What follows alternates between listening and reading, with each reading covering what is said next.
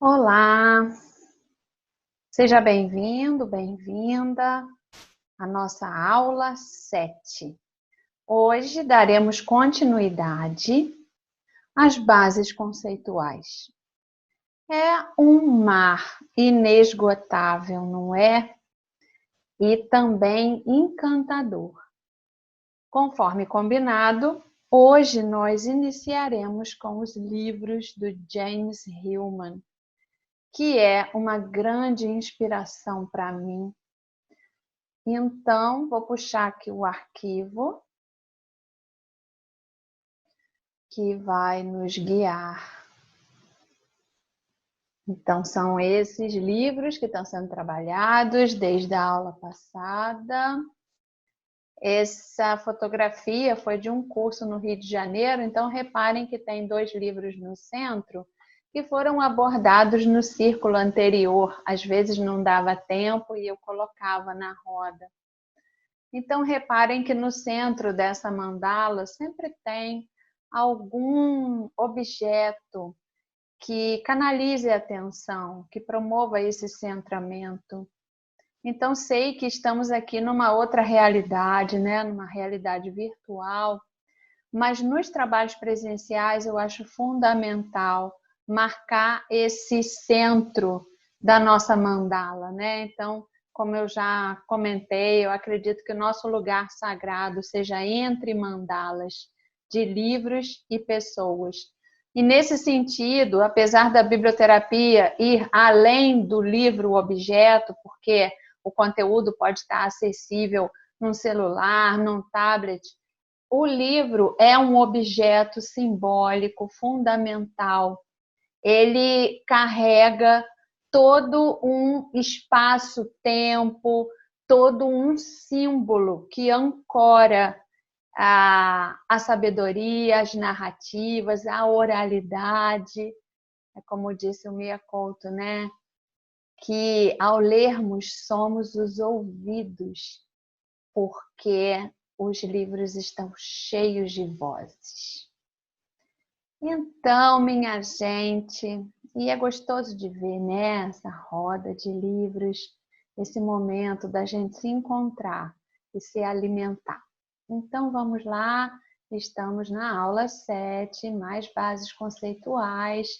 Vamos puxar um pouquinho o fio, as ressonâncias da aula 6. Vamos então navegar um pouquinho mais e vamos fechar com as sugestões para o caderno de bordo.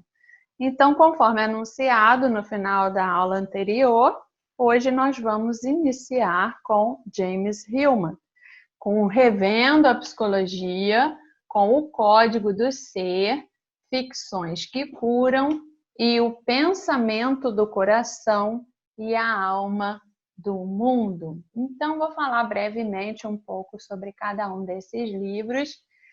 Revendo a Psicologia, o Hillman fala muito de cultivo da alma e que para cultivar a alma a gente tem que usar a imagem. Então, nós vimos na aula sobre livros de imagens, foram trazidos vários trechos desse livro especificamente, né? Porque justamente tem uma citação do Jung que diz que psique é imagem. E aquele verso do Manuel de Barros que fala que imagens são palavras que nos faltaram.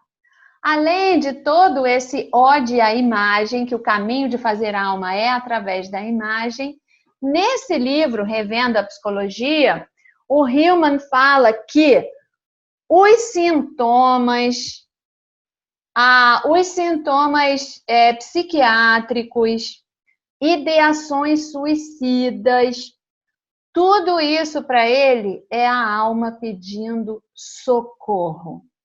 Então, ele fala que a psicoterapia não se dá só no consultório, não, ela se dá o tempo todo e de forma bem diversa a partir do momento que a pessoa empreende uma jornada de autoconhecimento, e isso pode ir muito além das fronteiras do consultório. Então, traremos ainda alguns trechos dele. O Código do Ser ele apresenta um conceito muito interessante, né? Que ele fala que quando a gente nasce, logo nos primeiros anos de vida, a gente já manifesta os nossos talentos, as nossas inclinações, né? Os nossos dotes, o que ele chama, ele pega essa expressão, na verdade, do Platão, que se chama o daimon, né? E que ele afirma que não é a família a instituição mais apropriada para identificar esses talentos e esses dons e deixar fluir. Muito pelo contrário, muitas vezes é a família que atrapalha. É claro que tem exceções, né? Então, ele fala da teoria do fruto do carvalho, da semente, né? Que ela é tão pequenininha, mas ela guarda toda aquela árvore frondosa dentro dela. Então, ele fala que a psicologia, ela desperdiça muito tempo focando nas questões familiares, da sua família biológica, que a gente deveria centrar a atenção na nossa família criativa. Então, minha gente, eu proponho até um exercício muito interessante, que é o seguinte: quem é que te inspira criativamente? Faz a sua árvore genealógica da família criativa. Então, na árvore genealógica normal, a gente não coloca lá o pai e a mãe, aí tem o avô e a avó paterno, o avô e a avó materno, então assim vai, não é? E a sua família criativa? É uma pesquisa fantástica. Quem é que te inspira? Para mim, por exemplo, me inspira a Anísio da Silveira, né? O Paulo Freire. E aí, se você identifica, Anísio da Silveira te inspira, quem foi que inspirou Anísio da Silveira? E assim vai. E vai pesquisando sobre as histórias dessas pessoas. Eu tenho certeza que você vai ficar de queixo caído. E assim, se olhar para essa árvore genealógica, existe um lugar que é o teu lugar, que você precisa ocupar para que depois outras pessoas se inspirem em você. Então, ele fala que os livros podem ser os nossos mentores dessa família criativa. Olha que espetáculo, não é? Porque eles já podem ter falecido, mas se eles deixaram livros, histórias de alguma maneira, é nesse manancial que a gente vai se alimentar. Já no livro Ficções que Curam, é muito interessante esse livro, nós leremos alguns trechos dele, mas ele diz o seguinte, porque o Hillman era, né, psicólogo, né, ele atendia as pessoas, então ele fala que as histórias que as pessoas contam são uma ficção que cada um cria com fragmentos de realidade. Que o que a gente precisa é curar a história em que a pessoa acredita estar vivendo, rearrumar essa história. Não é interessante? E no pensamento do coração e a alma no mundo, ele, por conta desse cultivo da alma, ele vai falando dessa inteligência que passa pelo coração. Então, aquela questão do a arte, a imagem, faz a gente sentir. Estético vem de astesis, que é sentir. Tanto que quando a gente não sente, está anestesiado. Isso tudo que eu já falei algumas vezes, vocês vão ver que é citado por ele. Se vocês quiserem referenciar qualquer que seja o seu propósito, né? Às vezes quer colocar isso numa monografia acadêmica, vai ter aí a referência completa, tá bom? Então, vamos lá, minha gente. Vamos começar com o pensamento do coração e a alma no mundo. Logo que você abre, tem uma citação do Paracelso que diz: a fala não é da língua, mas do coração. A língua é meramente um instrumento com que se fala. Aquele que é mudo no coração, não na língua. Da maneira como falas, assim é teu coração. Esse texto é um respiro, não é? Olha o sopro vital aí. Vamos lá. Quando nos apaixonamos, começamos a imaginar. E quando começamos a imaginar, nos apaixonamos. Tudo que de repente acende, puxa nossa alegria, cintila com beleza. O pensamento do coração é o sentimento. Aquilo que acontece no coração não é nem verdade, nem história. É desejo e imaginação. A alma nasce da beleza e alimenta-se de beleza. Precisa dela para viver. Minha gente, essa é uma questão fundamental. Precisamos nos alimentar de beleza, de arte, para transpor toda essa crueldade. Se quisermos recuperar a alma perdida, devemos recuperar nossas relações estéticas perdidas, nosso sentido de beleza. Repara como as construções de antigamente eram cheias de detalhes, cheias de curvas, cheias de delicadezas, não é?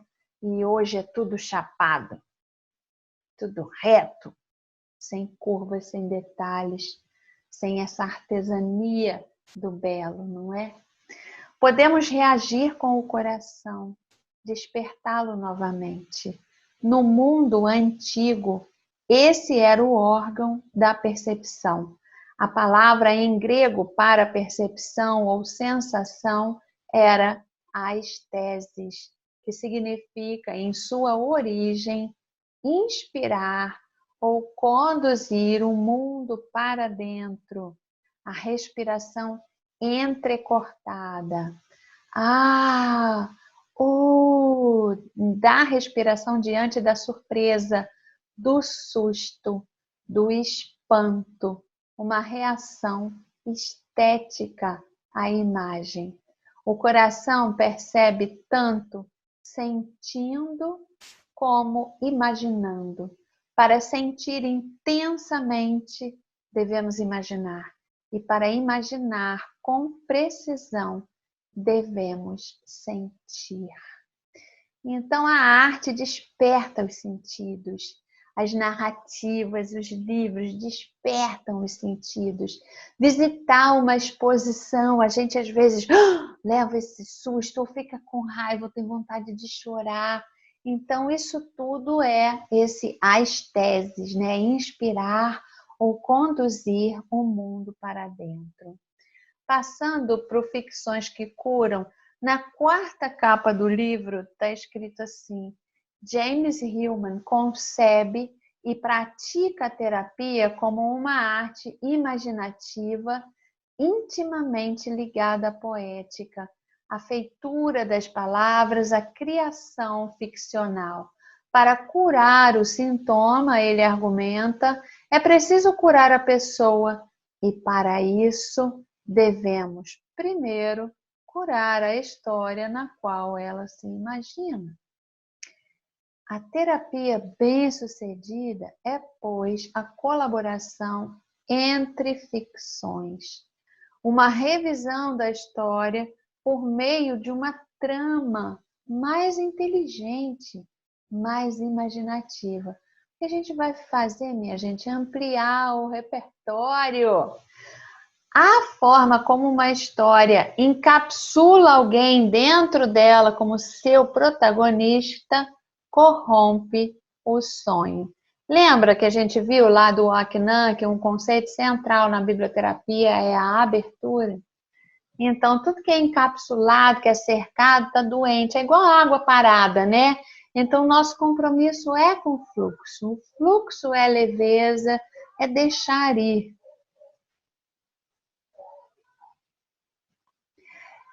Se a história fosse escrita de outra forma, por outra mão, de outra perspectiva, ela soaria diferente e, consequentemente, seria uma história diferente. Estou sugerindo a base poética da terapia da biografia, da essência de nossa vida. O modo como imaginamos nossa vida é o modo como continuaremos a vivê-la. Acho que está faltando um acentinho aí, desculpe. Então, é verdade isso, né? O que passa na nossa cabeça, de uma certa forma, ela se reflete na realidade que a gente vive. Olha o perigo! E a nossa mente é uma praça pública, né? Passa qualquer besteira. Então, através desse trabalho, a gente vai justamente selecionando melhor o que é que está habitando a nossa mente. Acho que eu já contei para vocês o meu método, né? Eu sempre coloco alguma coisa que eu quero incorporar no box do banheiro e todo dia, ao tomar banho, eu vou lendo e relendo aquilo, até que chega um momento que aquela leitura fica circulando dentro de mim. Eu acho, sinceramente, que isso é uma espécie de mantra, né? E as energias têm uma vibração e elas vão meio que limpando os nossos pensamentos. Então, é muito importante que você preste atenção em aonde você está canalizando a sua atenção, o seu pensamento, porque é como diz o Ferreira Goulart, a vida só consome o que a alimenta. Se o tempo todo você está conectado nos jornais sensacionalistas, é isso que você vai vibrar e viver, não é? Por isso que essa disciplina com leituras que alimentam a alma, com leituras que são significativas para você, é uma forma de cuidar desse grande quintal que é a nossa mente. Podemos estar tão iludidos a respeito de nós mesmos quanto acerca dos fatos do mundo. É verdade, pode ter um véu da ilusão aí, né? Se estamos doentes por causa dessas imagens intoleráveis, nos curamos por causa da imaginação.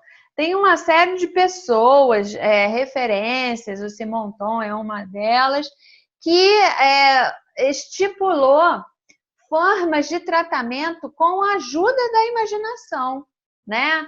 São muitos que trabalham assim. A própria imaginação deve ser cuidada, pois pode muito bem ser ela mesma a origem do nosso ferimento. Nos livros do Gaston Bachelard, ele fala muito do Désolé, e que esse Désolé cuidava as pessoas através da imaginação. Então, quando a pessoa está sentindo que não tem saída, ele sugere imaginar as trincas numa pedra. Olha que forte, né?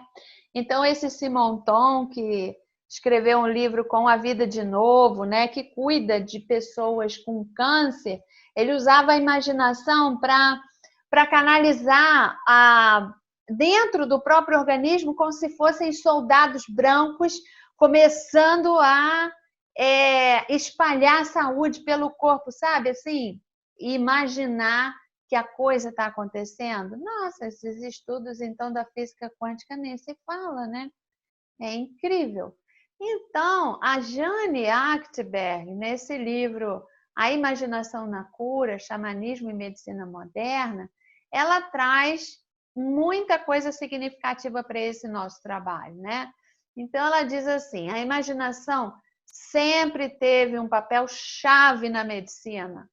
O que é a imaginação? É o processamento do pensamento que invoca e usa os sentidos: visão, audição, olfato, paladar, sentidos do movimento, posição e tato. É o mecanismo de comunicação entre percepção, emoção e mudança corporal.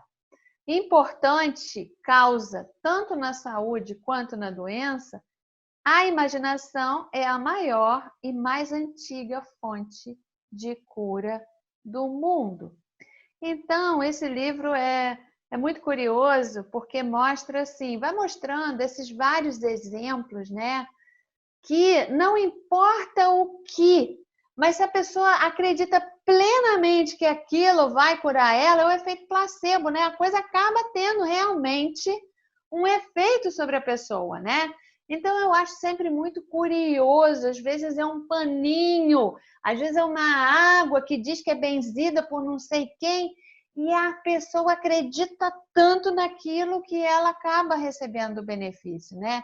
Às vezes eu assisto esses canais que tem essas pessoas que vão passando uma sombra assim, eles projetam uma sombra naquela multidão, aí eles dizem que quando passar aquela sombra, todos os seus males vão ser dissolvidos, e aquela vibração e todo mundo acreditando coletivamente naquilo, como é que as coisas vão acontecendo, né? Então, a imaginação é um elemento fundamental. Diz que a gente só... Não, isso aí eu não vou dizer não. Me passam muitas coisas pela cabeça. Então, deixa eu voltar aqui para Jane Achterberg. Esse livro, ela é uma cientista, então ela tem uma linguagem até acadêmica mesmo, mas ela vai pisando nesse território do xamanismo, né? Então, ela começa o livro justamente questionando o seguinte: hoje a gente vai no médico, o médico mal olha para a gente, já pede para fazer um monte de exame, porque ele quer olhar o que está dizendo o corpo e os sintomas, né? E a partir dos exames, ele medica a doença. E ela diz assim: quem é o antepassado do médico nas comunidades primitivas? Era o pajé, o xamã, o curandeiro. Quando alguém numa comunidade primitiva tem alguma questão de saúde e ele procura o pajé ou o xamã, a leitura que esse curandeiro faz é bem diferente do médico hoje tradicional, né? Claro que tem exceções. Então, não olha para a doença, olha para a pessoa. A leitura que ele faz é que a alma desprendeu do corpo. E quando isso acontece, o corpo baixa as resistências, né? E aí a doença se instaura. E se a gente parar para pensar, quando a gente fica muito triste, desanimado, a doença não vem? Pois é. Então, por isso que olha lá o que o Hillman falava, que quando os sintomas chegam, é a alma pedindo socorro, que o que ela está vivendo fora é muito diferente do que ela acredita e deseja internamente, não é? Então, nesse sentido, o que o xamã faz, o que o pajé faz uma viagem para resgatar a alma da pessoa no corpo dela, para assim ela acionar recursos de autocura. Então, nesse livro, vou trazer outros trechos para vocês. Não é o diagnóstico que mata ou cura, mas as expectativas e as imagens que o acompanham. Toda cura é mágica. Há um denominador comum entre o índio e o curador ocidental: a confiança, tanto no paciente quanto do curador. Ambos devem acreditar na magia, caso contrário, ela não funcionará. Agora, que é aquele comentário que eu ia fazer e deixei, é agora. Diz que a gente só acredita no médico que diz o que a gente quer ouvir. Então, realmente isso é fundamental, né? Porque se a gente não tem confiança na pessoa, a gente não vai seguir as prescrições médicas, a gente não vai acreditar e aí a coisa não vai acontecer mesmo, né? Então, olha aí, é a Jane Achterberg que está falando que tanto no índio quanto no curador ocidental, todo mundo tem que acreditar na magia, caso contrário, ela não funcionará. E a gente, como paciente, também, né? Pelo visto, qualquer coisa pode funcionar se você acreditar nela suficientemente. Eu acho que você tem um exemplo disso, não? Então, já indo para um outro livro do Hillman, O Código do Ser, né? Mais cedo ou mais tarde, alguma coisa parece nos chamar para um caminho específico. Eu acho que se você está aqui é porque você tem um chamado. Eu estou aqui porque eu tenho um chamado, que é um chamado muito mais forte do que eu. Quantas vezes eu quis desistir, porque não é fácil atender um chamado. mas mais difícil ainda é não seguir. Então, eu decidi escolher o difícil que vale a pena, o difícil que me expande. E nem um pouco estou arrependida, pelo contrário. A cada momento vivido, eu sinto como se fosse aquele verso do Drummond. É eterno é tudo aquilo que dura uma fração de segundo, com tamanha intensidade que se petrifica e nenhuma força jamais o resgata. Então, são muitos momentos eternos que esse trabalho me dá. Então, voltando para o Riemann, este livro é sobre esse chamado. Este livro é sobre esse senso de destino. Um chamado pode ser adiado, evitado, intermitentemente não escutado. Pode também tomar conta de você totalmente. Qualquer coisa, com o tempo ele aparece. Exige. O daemon não vai embora. Então, minha gente, é melhor abraçar isso e começar logo. Cada vida é formada por sua imagem única. Então, ele sempre toca muito na questão da imagem. E você? Você tem uma imagem que seja assim muito forte para você? A minha tá aqui, ó. Esse aqui é o meu tambor que vocês vão escutar na última aula. A minha imagem que guia a minha vida é a imagem da árvore, com os seus múltiplos sentidos e significados. Como diz o Bachelard, a árvore é símbolo da retidão dinâmica. Então, ela me ancora para tudo que eu faço, né? Então, qual é a sua imagem? A imagem que pode ancorar a sua existência. É uma procura interessante essa, hein, minha gente? Tirar a imagem de dentro do coração leva toda uma vida. É verdade.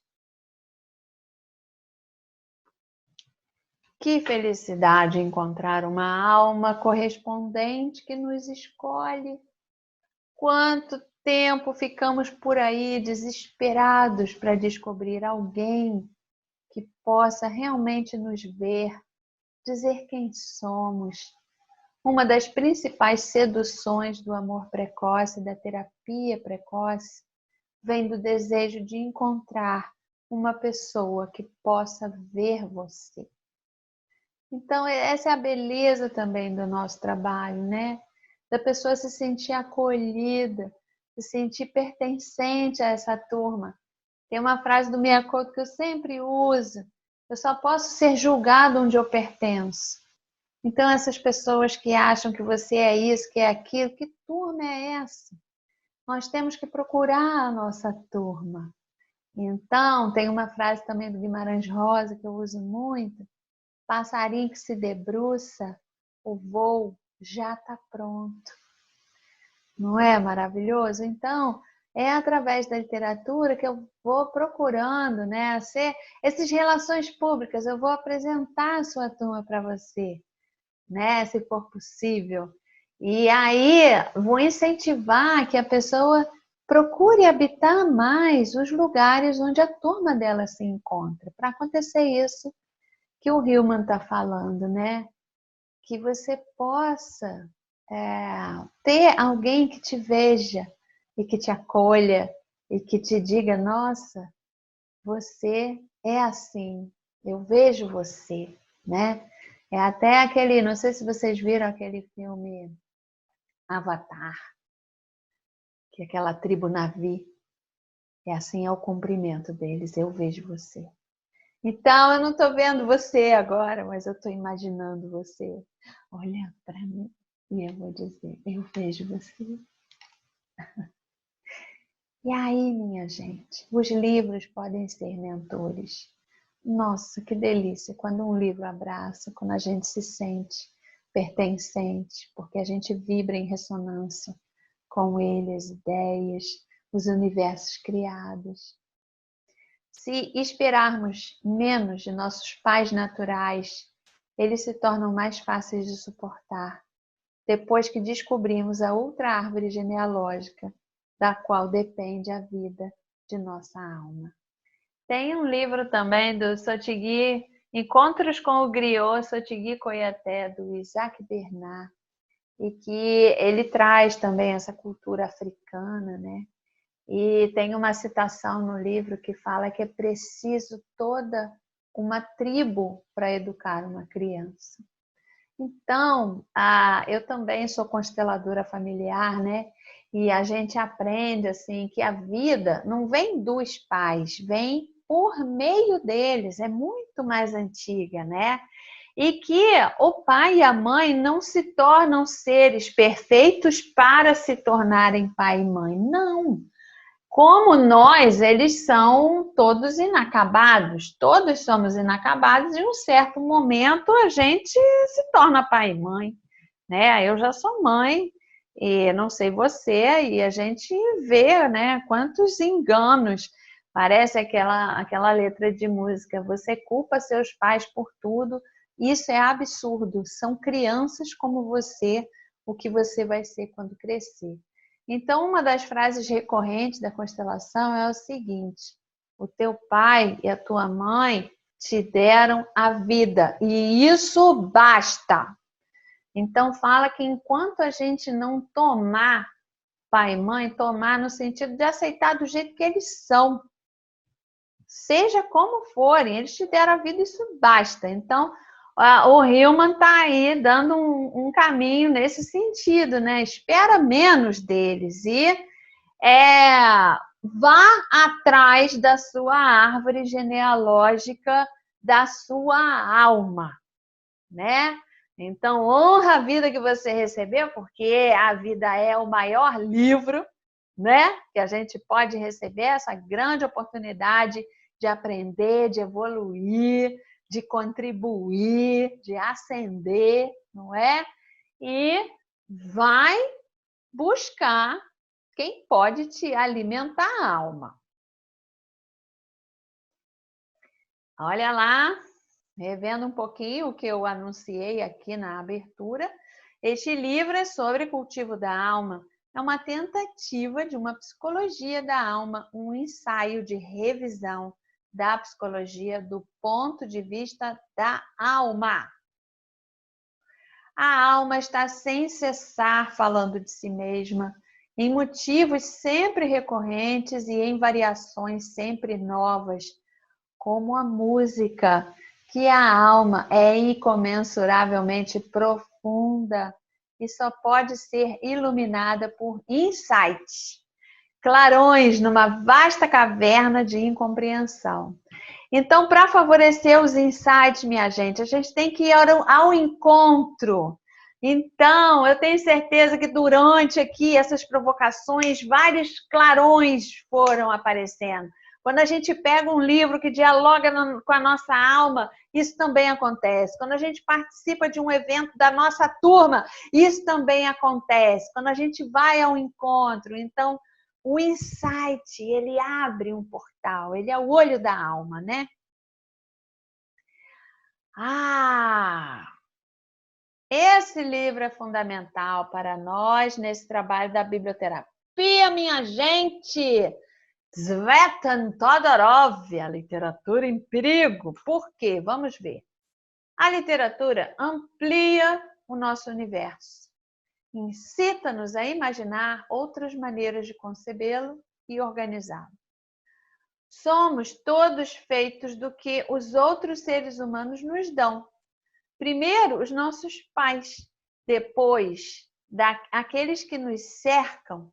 A literatura abre ao infinito essa possibilidade de interação com os outros e, por isso, nos enriquece infinitamente. Ela permite que cada um responda melhor à sua vocação de ser humano. Então, olha que maravilhoso. É verdade isso, né? A gente expande. Mas o que acontece? Por que ele fala desse perigo? Ele vai começar a dizer aí, ó, na escola não aprendemos acerca do que falam as obras, mas sim do que falam os críticos. Então, minha gente, não sei vocês, mas eu tenho filhos adolescentes, né? E hoje em dia tem Google, tem YouTube, tem essa coisa toda. Então, se na escola, na aula, mandam ler um livro tal, que ele não está com a menor paciência de ler aquilo, o que ele faz? Ele vai lá ler uma sinopse, ele vai ler um resumo, ele vai depois embrulhar isso para passar na prova, não é assim? Então, isso faz com que tire o princípio ativo da literatura, principalmente literária mesmo, né? Da leitura literária, porque tem vários tipos de leitura. Então, uma coisa é ler direto Dostoiévski, outra coisa é ver alguém falando a respeito. E no nosso trabalho aqui, vale muito, não é o que o especialista... Lembra do que o Milor falou? Que foi lido lá na aula o quê? Nem sei, na aula 4 ou 5, que ele falou dessa massa de desinformação, né? Dos especialistas, dos críticos, dessa coisa toda. Então, o nosso trabalho é um trabalho de ler a obra, né? Ou ler os trechos ditos pelo próprio autor e questionar o que aconteceu com a pessoa, o que aquilo fez lembrar, o que ela sentiu, sem mediação, né? Porque às vezes entra num exercício de pertencimento. A gente quer saber o que o Antônio Cândido falou sobre o Grande Sertão. É interessante ler isso depois. Primeiro fazer um contato, como diz o Piglia, do hermeneuta selvagem. Fazer aquele contato direto, sem muletas, para sentir na pele, né? O José Castelo conta no Literatura na Varanda que a primeira vez que ele leu Clarice Lispector, ele ficou 3 dias de cama com febre.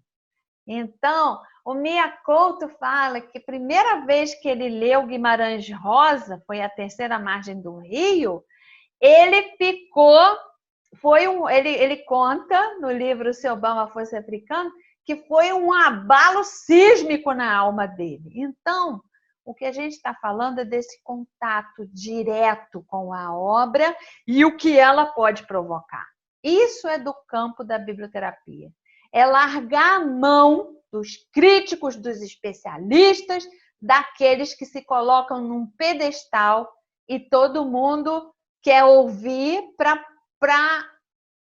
talvez alcançar aquilo que a pessoa viu. Não, isso não, minha gente.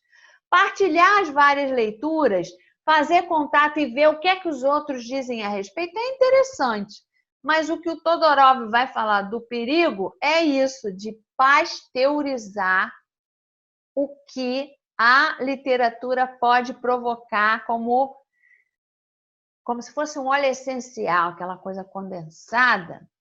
Nós, especialistas, está vendo que ele se inclui? Porque ele é um crítico.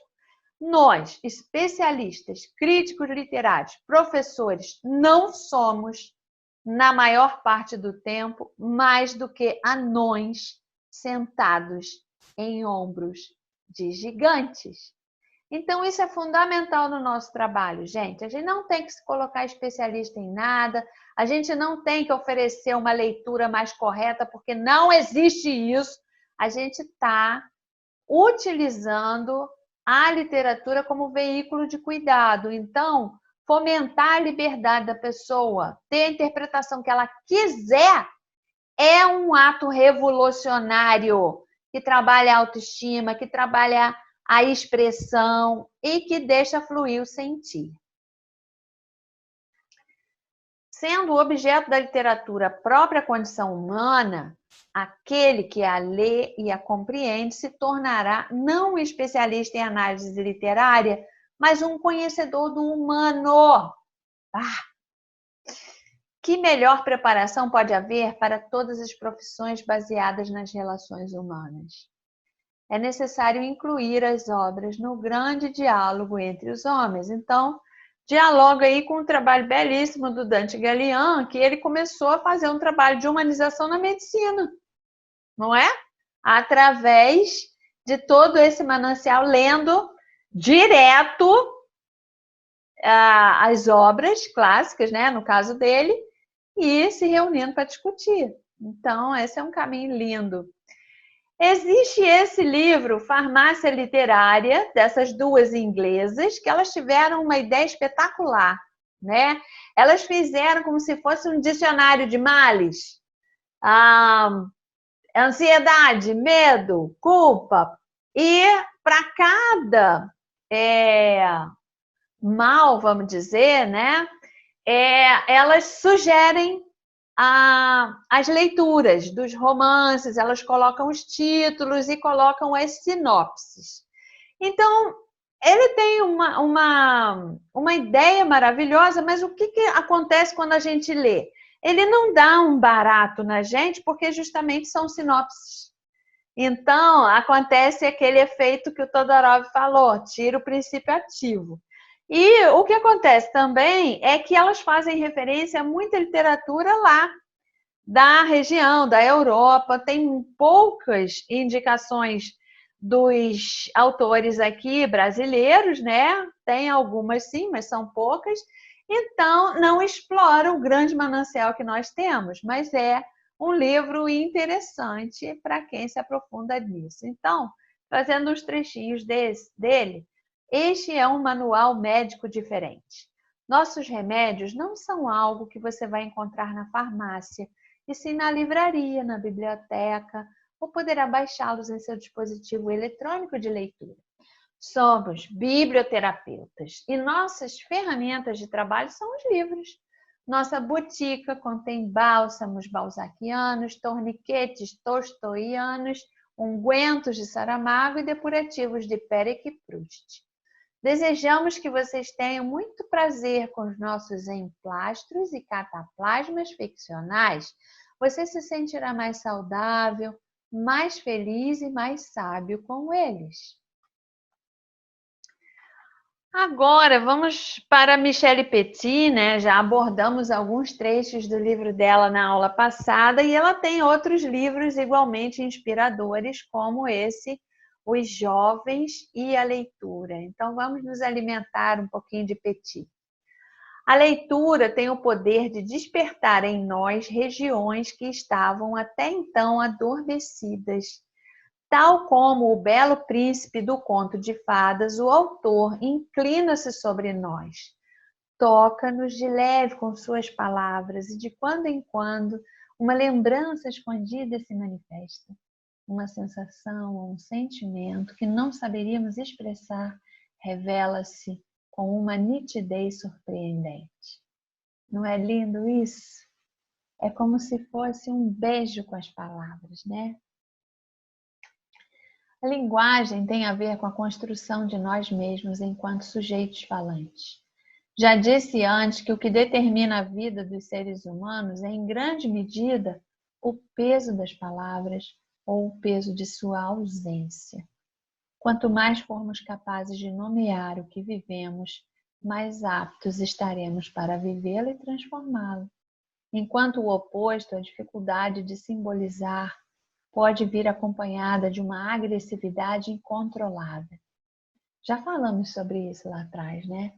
Quando se é privado de palavras para pensar sobre si mesmo, para expressar sua angústia, sua raiva, suas esperanças, só resta o corpo para falar. Seja o corpo que grita com todos os seus sintomas, seja um enfrentamento violento de um corpo com o outro, a passagem para o ato. Gente, isso é uma preciosidade. Nós falamos sobre isso quando a gente lê no livro A Bilica Chorona. É até um bom diálogo colocar a Bilica Chorona com esse trecho da Petit. Olha aí, ideias para as rodas. Falando em rodas, esse livro me inspirou muito, porque, gente, para pensar. Eu não fiz um curso de biblioterapia, eu não recebi um diploma, ninguém me disse, vai, Ninguém me deu sugestões. Fui eu que fui me alimentando, fui lendo e foram essas leituras que foram me empurrando. E eu comecei, a partir de um certo momento, dizer que eu era biblioterapeuta, porque isso já estava entranhado em mim, em todas as minhas práticas, na minha existência. E se algum dia alguém me proibir de usar isso, eu vou mudar de nome e vou continuar fazendo, porque é preciso desobedecer. Quem é que cria essas leis, não é? Então, é uma coisa muito maior do que eu, ela transborda em mim. Então, esse formato que eu comecei a utilizar foi imensamente inspirado nesse livro da Jan Shinola Bolen, que foi uma mulher que fez na sua vida muitas e muitas rodas. E é essa a beleza dos livros, né? De condensar aprendizados vivenciados numa existência inteira.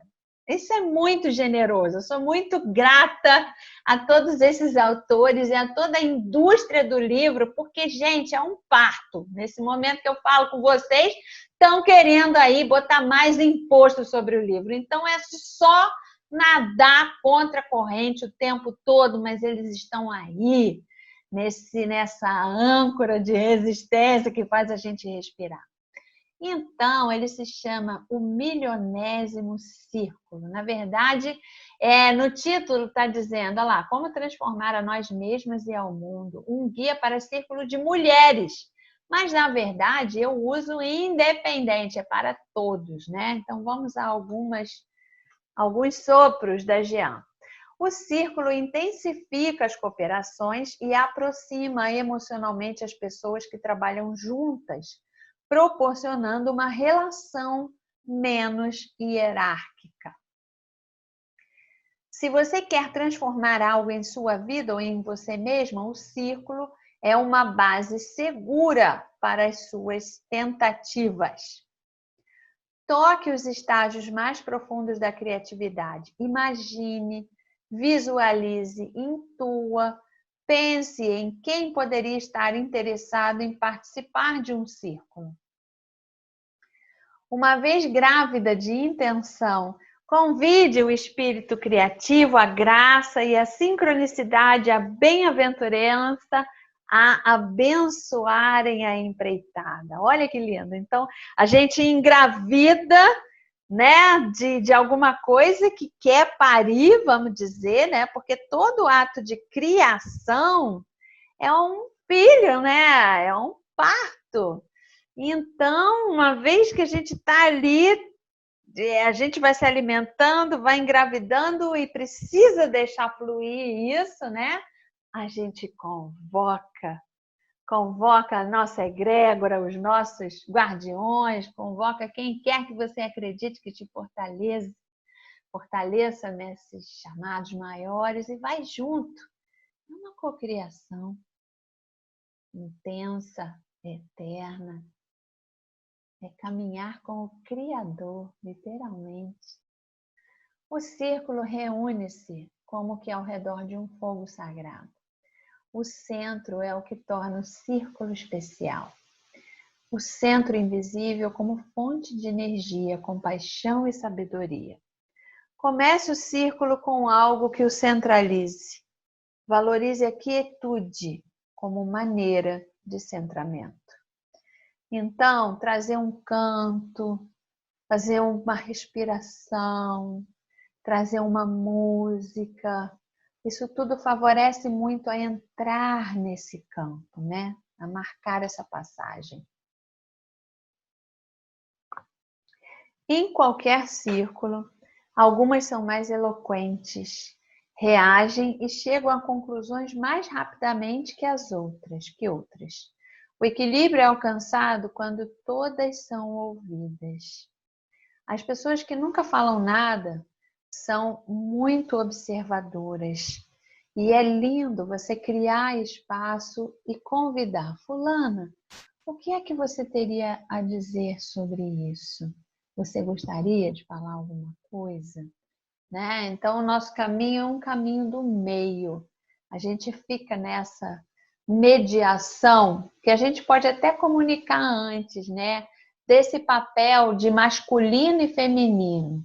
O feminino que acolhe e que dá oportunidades iguais, e o masculino que muitas vezes precisa fazer uma intervenção de alguém que está ocupando muito espaço e atrofiando o espaço do outro. Então, é um caminho do meio para todo mundo, né?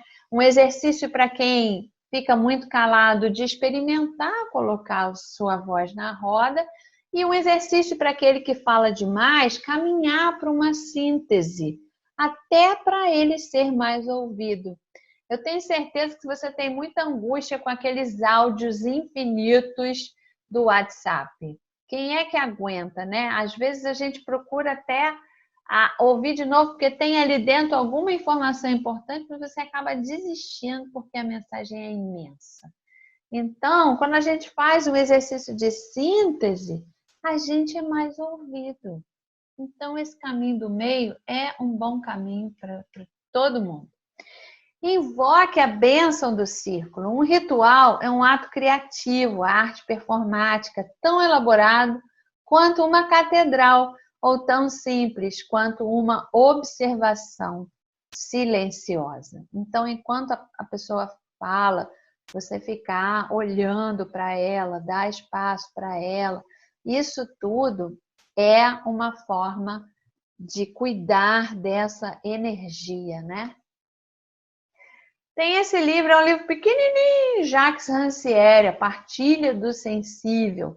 Ele diz assim: pela noção de fábrica do sensível, pode-se entender primeiramente a constituição de um mundo sensível comum, uma habitação comum, pelo entrelaçamento de uma pluralidade de atividades humanas. Então é lindo esse conceito, né, de fábrica do sensível. E é isso que a gente faz nas nossas rodas. É esse modo específico de habitação do mundo sensível que deve ser desenvolvido pela educação estética para formar homens capazes de viver numa comunidade política livre. Vamos lá. Agora vamos no ouvir nas entrelinhas, o valor da escuta nas práticas de leitura. Nós vimos lá nas premissas, desde a primeira aula, que a escuta acorda uma suspeita, né? Então, o trabalho da biblioterapia parte da escuta. Então, vamos ouvir aqui nas entrelinhas alguns trechos da Cecília Bajur, que fala sobre o valor da escuta nas práticas de leitura. E olha que interessante. O regresso aos textos por meio da conversa sempre traz algo novo. A princípio para quem fala, já que escuta enquanto diz a outros o que o texto suscitou em si. E desse modo ensaia a sua leitura como um músico quando lê uma partitura. Nesse ensaio, a pessoa muitas vezes se surpreende com os sons de sua própria interpretação. Esses sons saem e se encontram com outros, o das partituras dos outros leitores. Como em um ensaio de orquestra, tá faltando um ozinho aí, como em um ensaio de orquestra, o texto cresce em acordes sonantes e dissonantes, com ecos às vezes inesperados para os intérpretes. Escutar, assim como ler, tem que ver com a vontade e disposição para aceitar e apreciar a palavra dos outros em toda sua complexidade. Construir significados com outros sem precisar concluí-los é a condição fundamental da escuta. Então, eu quero contar uma história para vocês que se passou num círculo de biblioterapia que eu oferecia na Livraria Travessa do Leblon. Eu ia uma vez por mês e comecei uma roda lá. E aí, numa leitura de um livro do Mia Couto, eu joguei uma daquelas perguntas para a roda, né? O que é que você está adiando há muito tempo e que você tem um desejo imenso que isso aconteça. E aí uma das pessoas falou assim, eu queria muito morar na Zona Sul, eu moro na Tijuca e eu nunca fiz esse movimento porque o meu marido adora a Tijuca e a gente está lá há 40 anos. E aí, no mês seguinte, ela já chegou contando a novidade, que tinha se mudado. E aí ficou todo mundo de queixo caído. Como assim? O que aconteceu? Como é que foi isso? Aí ela contou. Eu falei aquilo na roda, depois eu voltei para casa e aquela frase ficou martelando na minha cabeça. Há 40 anos que eu respeito a vontade do meu marido, quando é que eu vou começar a respeitar a minha vontade? E aí, minha gente, ela fez o que precisava fazer e se mudou. Então, aqui no consultório, qualquer contexto, quando a gente tem que falar alguma coisa, a gente se escuta. E não raro, a gente se surpreende com o que diz. Não é verdade? Então, colocar a palavra na roda é sempre um ato de redescobrir os nossos mundos interiores. Então, vou puxar aqui novamente para termos acesso a outros trechos nutritivos da Cecília Baju. A seleção de textos que serão oferecidos no Encontro Social de Leitura Literária. Aí se inicia a escuta. Aí o ouvido do mediador começa a se apurar. A escolha de textos vigorosos, abertos, desafiadores, que não caiam na sedução simplista e demagógica, que provoquem perguntas, silêncios, imagens, gestos, rejeições e atrações. É a antessala da escuta. Então, isso é fundamental. Se o trabalho parte da escuta, é primeiro a escuta daquele grupo, daquele contexto, para selecionar algum livro, algum trecho, algum poema, alguma citação que seja provocadora, né? Que não seja aquela coisa doutrinadora, que tenha só um sentido único, não.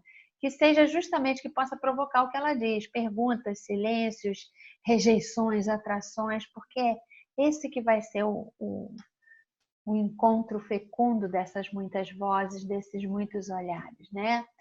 A escuta é, antes de tudo, uma prática que se aprende, que se constrói, que se conquista, que demanda tempo.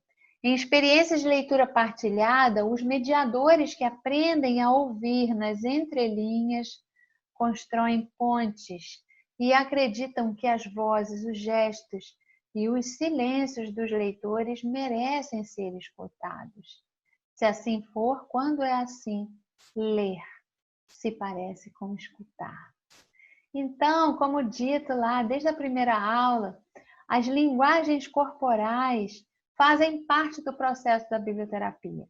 Porque quando a gente oferece uma leitura, a nossa massa de trabalho são as reverberações a partir desse encontro. Então, como o corpo fica, se ele se sente mal, se dá vontade de chorar, se dá vontade de fugir, se dá vontade de gritar, ou se dá vontade de ficar em silêncio, tudo isso faz parte da nossa leitura do grupo, da leitura individual.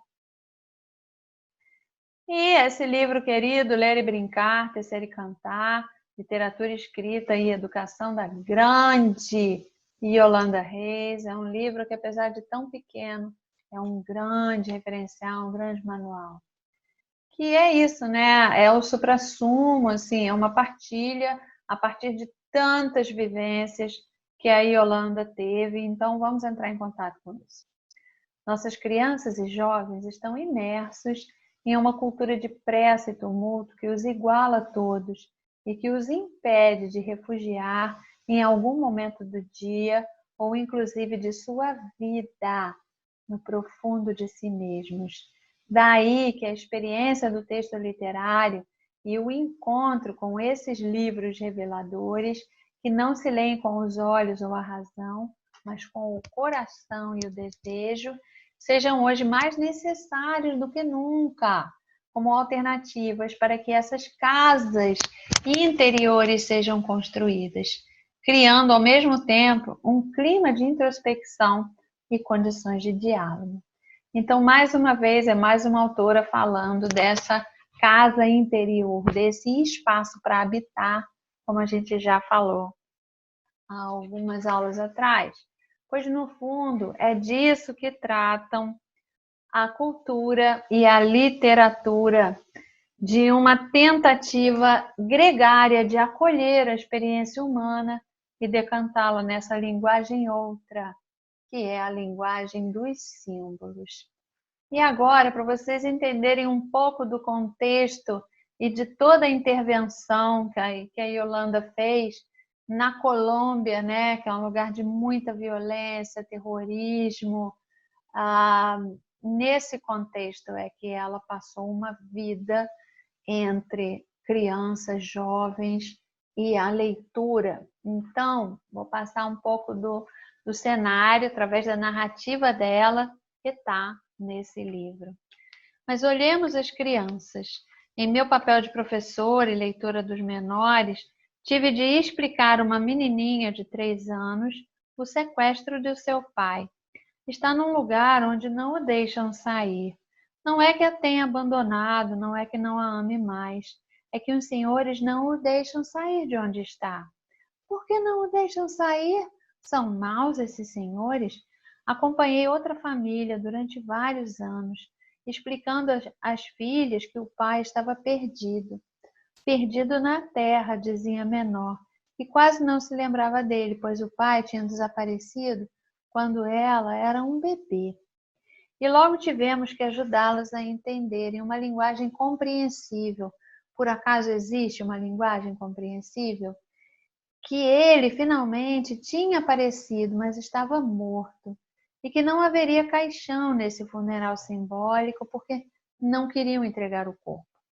Tive também de escrever um obituário compreensível, para as criancinhas de uma creche em memória de sua companheira de 4 anos, que havia morrido em um atentado terrorista. O texto se chamava As Pastas de Mariana e começava com uma frase que recolhi de seus amigos. Mariana morreu, mas a recordamos em nosso coração.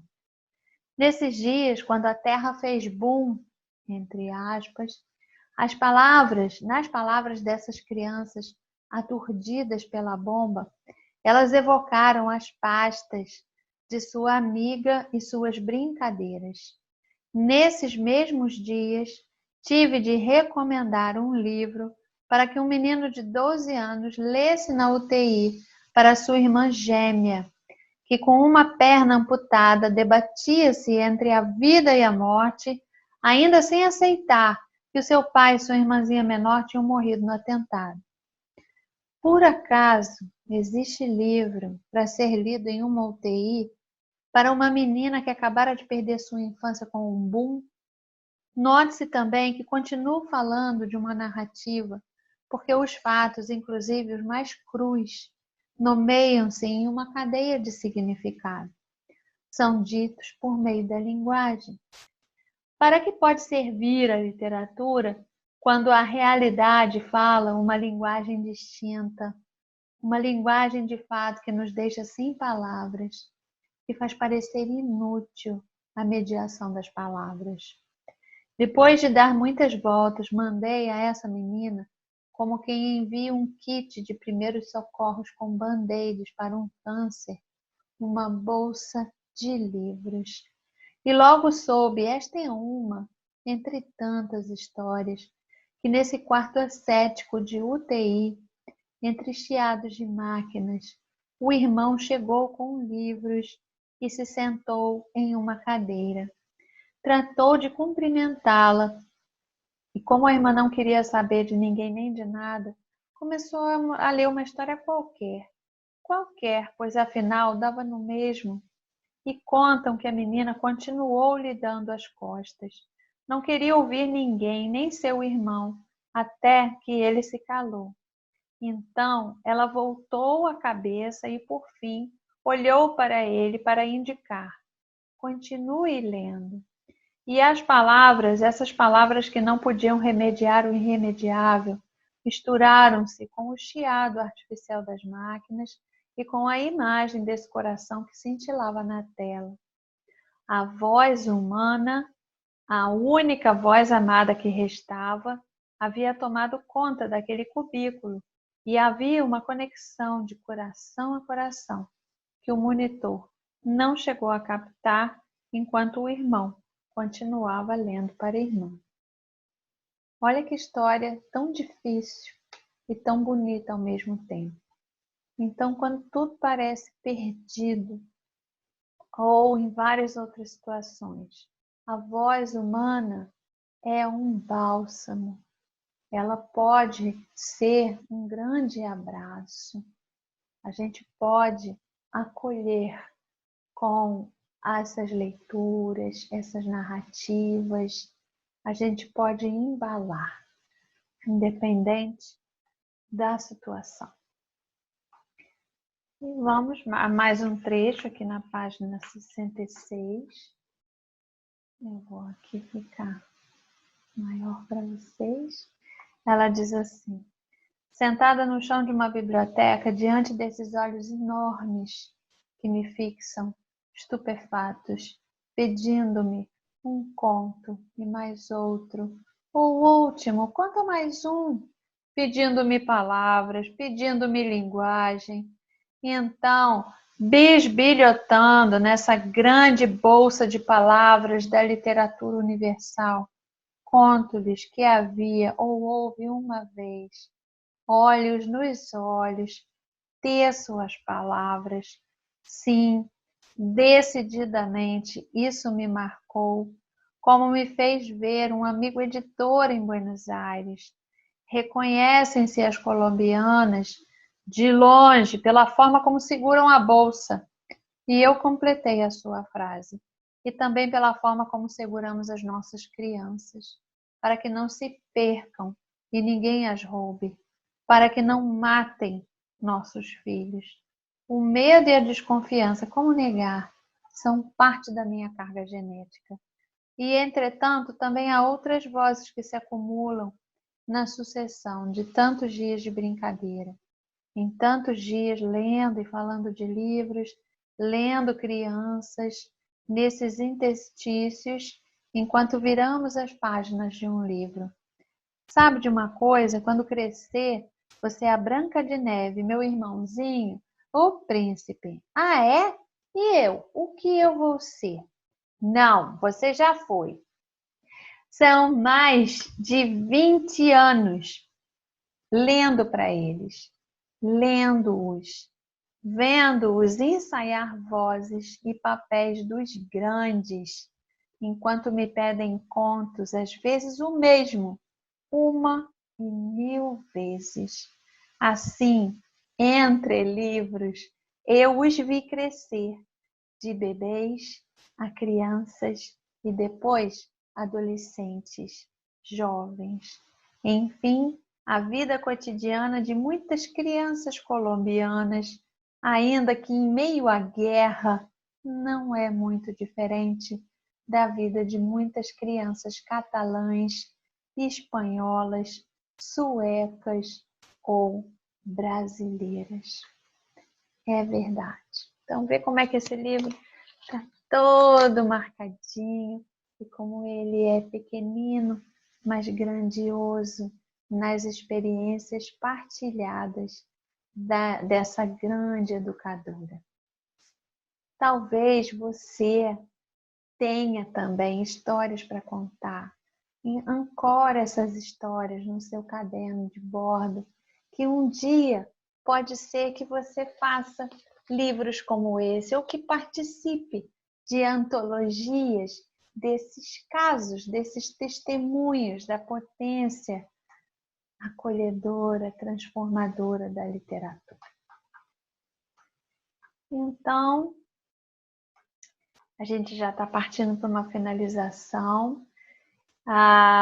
E nada melhor para fazer um grande finale das bases conceituais do que agradecer e honrar o Paulo Freire por tanto que ele fez, que ele inspirou o mundo todo.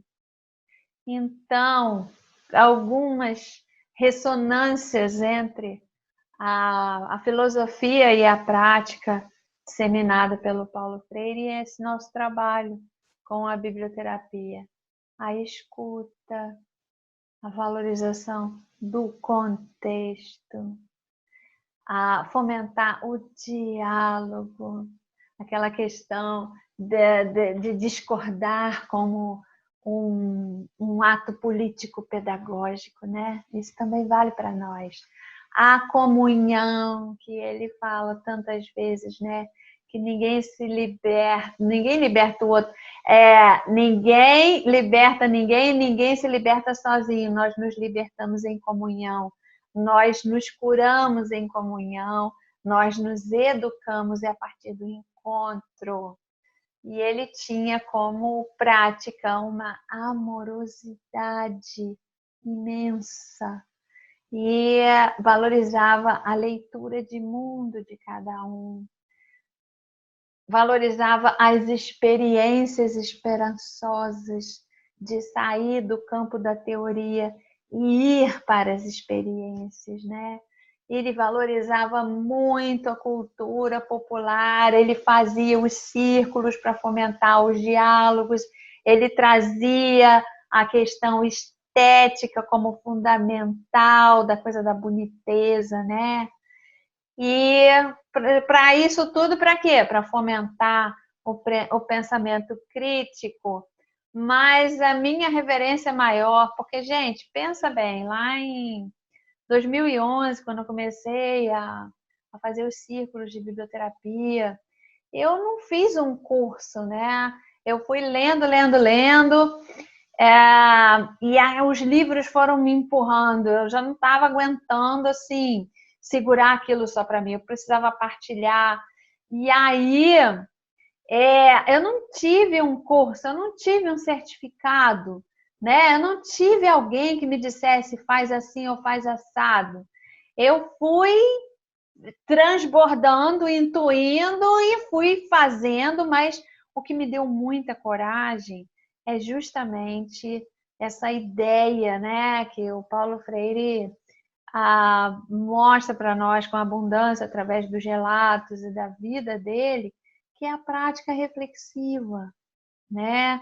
Então, da ação reflexiva. Então, você faz, se distancia do que fez e avalia, né, o que é que foi bom, o que é que deu certo, o que é que teria que fazer de diferente da próxima vez. Então, lá em 2011, foi isso que me moveu. Eu vou fazer um aprofundamento paralelo, pesquisando livros de forma autodidata que pudessem embasar esse trabalho. Então, eu comecei a ler de forma selvagem, eu fui fazendo aula particular com um professor de literatura, um professor de filosofia, eu fui num campo de pesquisa, né? Pesquisa não orientada, orientada pela minha intuição, pelas coisas que me afetavam, que ia se apresentando no caminho. E, paralelamente, eu resolvi fazer as experiências. Então, eu comecei a oferecer os círculos de biblioterapia num espaço cultural de saúde ao mesmo tempo, mas depois eu fui viver isso num asilo de idosos, trabalhando com literatura infantil e juvenil para todas as idades. Então, fiquei um ano apresentando os livros para os idosos, foi uma experiência incrível. Passei 2 anos como voluntária do Vive e Deixe Viver, que é uma associação de contadores de histórias em hospitais. Também vivi isso na pele. Comecei a atender aqui no consultório e a oferecer os livros e a ser testemunha desse efeito catalisador maravilhoso, né? E também fui voluntária na Adama, que era um espaço que dava apoio para mulheres mastectomizadas, e fui experimentando essa intervenção da literatura no cuidado humano nos mais variados contextos e com os mais variados públicos. E isso foi me dando um estofo tão grande, porque eu não falo de um lugar teórico, eu falo testemunhando as coisas, né? Então são histórias incríveis que provavelmente você já tenha vivenciado isso na pele, ou se não, que você já possa ir imaginando e experimentando e vendo como a gente é forjado nessas experiências, não é? Então, nosso grande mestre fala o seguinte: num país como o Brasil, manter a experiência viva é em si um ato revolucionário. Então é isso que a gente faz, gente. A gente resgata a esperança através desses nossos instrumentos maravilhosos que são os livros. Então, para reforçar o método do Paulo Freire, né? Ele partia da escuta da realidade daquelas pessoas e, transitando por aquele ambiente, despertava as palavras geradoras. Então, se eram pessoas que trabalhavam em construção, uma palavra geradora, por exemplo, era tijolo. E aí ele trabalhava muito com a imagem, com a questão estética. E até no livro dele, o Cartas a Cristina, que eu já vou mostrar aqui, vai estar nas referências, ele fala que essa penumbra, né? Porque às vezes eram trabalhadores, era só de noite, então eles projetavam, usavam aquele retroprojetor, né, antigo, mas aquela projeção deixava as pessoas na penumbra, o que deixava também com mais coragem de dizer. Porque um trabalho maior é o trabalho com autoestima. Essas pessoas têm um histórico muito de desvalia, né? E ele fazia cada um perceber que não existe saber de mais nem de menos, existem saberes diferentes. É uma das nossas premissas, né? Então, através dessas projeções, ele ia provocando as discussões, mas no sentido da pessoa ver o quanto conhecimento ela já carrega. E o aspecto estético sempre era reforçado. Então, vamos ver, nesse livro Cartas a Cristina, ele fala o estético, a necessária boniteza, o cuidado com que se trata o espaço, tudo isso tem que ver com um certo estado de espírito indispensável ao exercício da curiosidade. Talvez um bom começo para um ano escolar fosse uma boa conversa entre educadores e educandos sobre o seu espaço, sobre como fazer ou ir fazendo dele um lugar alegre, provocador de bem-estar. Então, já faz parte dessa nutrição da alma, cuidar desse espaço, de tornar esse espaço um lugar alegre, um lugar feliz. E olha que linda sugestão que ele está dando, né? Um bom começo para um ano escolar fosse uma boa conversa entre educadores e educandos sobre seu espaço, para que isso seja também uma contribuição coletiva. Então, outro conceito do Paulo Freire é uma pérola para os nossos trabalhos, né? Enfatizar, olha aí, enfatizar, ele fomenta isso. A discordância era um ato político-pedagógico a que jamais poderia faltar. E é verdade, minha gente, é daí que nascem os melhores diálogos, do direito a discordar, né? A ter um outro ponto de vista. É assim que a gente sai dos dogmatismos que nos amarram, não é? Isso também está no Cartas a Cristina. E aí ele também traz outra coisa fundamental. Olha só, não sei se você já reparou que, de modo geral, quando alguém é indagado em torno de sua formação profissional, a tendência do perguntado ao responder é arrolar suas atividades escolares, enfatizando sua formação acadêmica, seu tempo de experiência na profissão.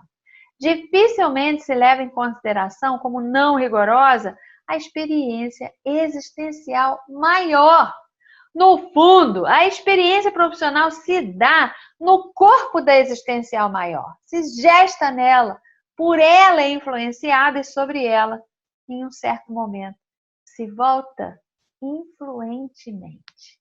Então, você está aqui fazendo esse curso, né, de biblioterapia, Mas se eu perguntar para você, em que momento da sua história você se apaixonou pelo livro? Em que momento você começou a usar o livro para cuidar de alguém, como se fosse um ato amoroso de acolhimento ou de mostrar para a pessoa uma coisa que ela ainda não é capaz de ver? Então, na sua história de vida está o germe da formação da pessoa que você é hoje. E se as nossas formações dentro dos institutos escolares é aferida pelos diplomas, o que é que vai fazer nos apropriar desses processos fora dos muros da escola? Tem uma série de pesquisadores hoje, talvez eu já tenha falado sobre isso, que fala que o veículo é a escrita autobiográfica, a escrita de si. É como se fosse um memorial onde você vai resgatar na tua história quais foram os pontos que forjaram esse teu percurso. Com a biblioterapia pode fazer esse recorte. Então, esse livro Cartas a Cristina, ele tem essa vibração, porque ele partiu de uma provocação de uma sobrinha que pediu que ele escrevesse cartas para ir contando como foi se dando o desejo de ser o educador que ele se tornou, o que contribuiu para isso. E aí ele volta lá na infância, ele volta da casa que ele morava, que tinha uma árvore, essa relação com a natureza, e que antes de escrever, antes de saber ler, ele já tinha aprendido justamente naquele chão de terra, escrevendo com os gravetos, então essa questão da leitura do mundo. E aí a família dele passou por dificuldades em determinado momento, ele teve que se mudar para um bairro bem mais humilde, onde ele sentiu fome, e ele viu como é difícil cumprir com as tarefas escolares quando se tem fome, quando o conteúdo não tem nada que ver com a realidade necessária para a subsistência. Então, isso tudo foi forjando toda a luta e todo o educador que ele se tornou. Então, é um livro muito inspirador nesse sentido. E aí, minha gente, o Paulo Freire, ele leu muitos revolucionários, né? Então, ele teve uma formação muito movida pelo que ele chama, que eu acho maravilhoso, que é a curiosidade menina, essa curiosidade epistemológica, ontológica, e aí não dá para ter outro caminho. Quanto mais a gente vai se alimentando, a gente vai movendo esse magma íntimo, como disse o Guimarães Rosa no livro dele, Magma, né? Então vai movendo, vai alimentando até que a gente, entra em ebulição. Então, foi isso que aconteceu com ele, foi isso que aconteceu comigo, e eu suspeito que isso, se já não aconteceu, vai acontecer com você. E eu celebro. Então, presta atenção para esse caderno de bordo. A sugestão do prazer de casa é muito importante. Presta atenção. É relaxar, experimentar a leveza, o vazio, o silêncio, o relaxamento. Como diz o Manuel de Barros, sobre o nada eu tenho profundidade. E aí, lembra? Essa é a última página do livro O Casaco de Pupa. Vá experimentar a leveza, não ter que fazer nada. Isso abre muito o campo das suas vozes interiores. Então, estamos aqui no final de mais uma aula. Agradeço muito a sua presença e na aula que vem vai ser com as perguntas que não querem calar. São muitas. Então, te vejo. Namastê. O ser que há em mim saúde o ser que há em você. E estou muito feliz por esse momento semente, e guarda o antes e guarda tudo de maravilhoso que ainda vai acontecer. Um grande beijo de gratidão e até o nosso próximo encontro.